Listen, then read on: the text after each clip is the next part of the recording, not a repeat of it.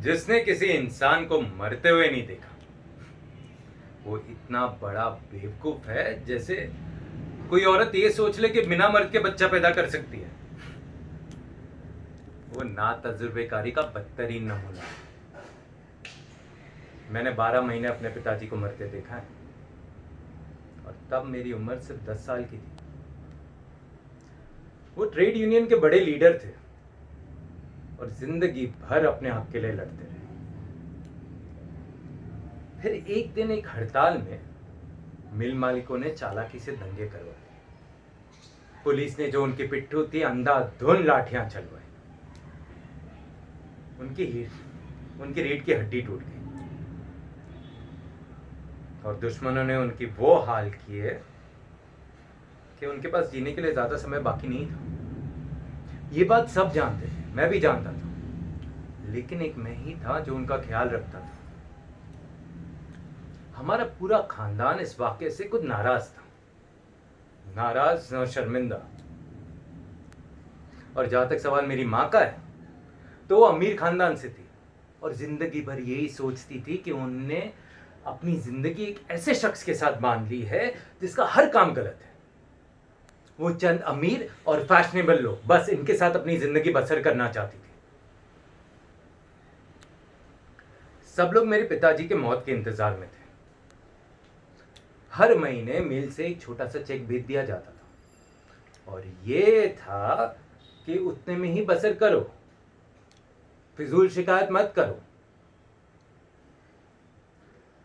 मेरी मां बिना कुछ कहे उनकी देखभाल करती थी, बस इतना ही। लेकिन एक मैं ही था जिन्हें उनकी परवाह थी।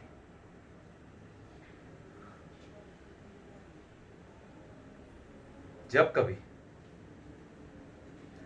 मैं उनकी पलंग की पट्टी पर बैठकर उनकी बातें सुनता या वो मुझे कुछ सुनाते तो आंखों में तैरते आंसू बड़ी मुश्किल से रोक पाता।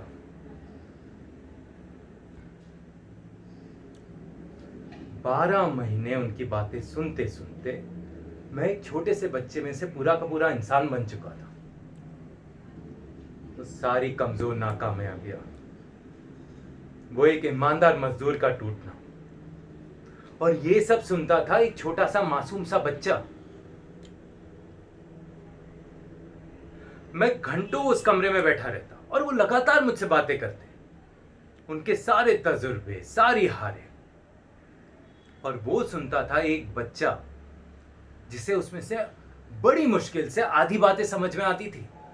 अगर वो बच्चा कुछ समझ सकता था तो बस उसके पिताजी के टूटने की तड़प और उनकी कड़वाहट।